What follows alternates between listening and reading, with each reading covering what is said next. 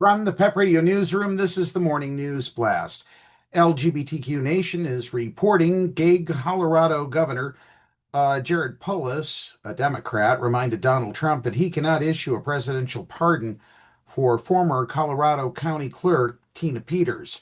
Peters was convicted of election interference in state court in August 2024, and presidential pardons cannot exonerate state level criminal convictions.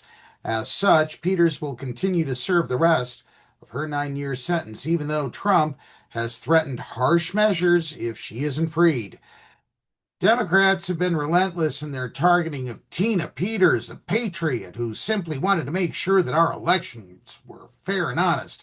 Trump wrote in a Thursday Truth Social post, "Today I'm granting Tina a full pardon for her attempts to expose voter fraud in the rigged 2020 presidential election." Good Lord, it's 2026 almost.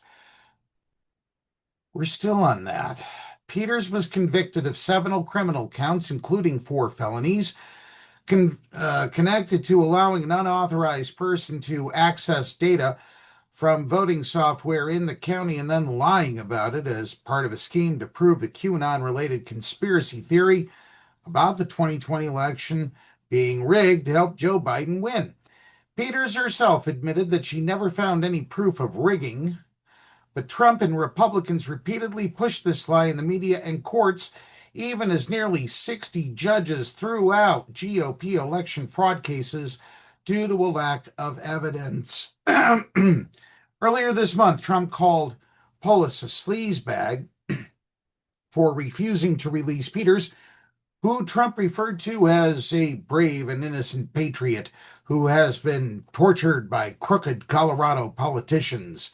This lightweight governor who has allowed his state to go to hell should be ashamed of himself, Trump wrote. She is an old woman and very sick. If she is not released, I am going to take harsh measures.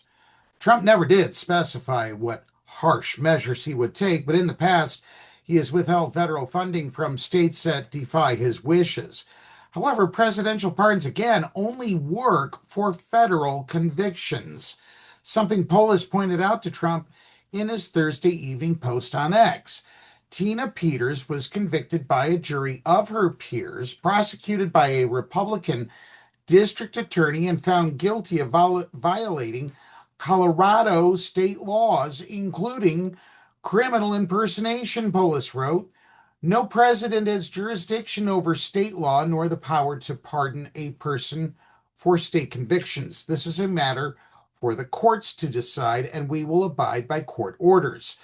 Speaking to KMGH TV, Colorado Attorney General Phil Weiser, also a Democrat, added one of the most basic principles of our Constitution is that states have independent sovereignty and manage our own criminal justice systems without interference from the federal government.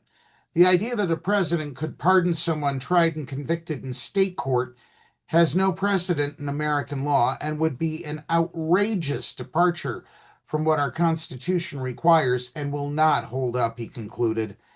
That's the news blast for this hour. PEP Radio is available on the Live 365 app, the PEP Radio page at paequality.com, Roku, and Alexa. Up next, we have the Meadville area weather forecast here on PEP Radio.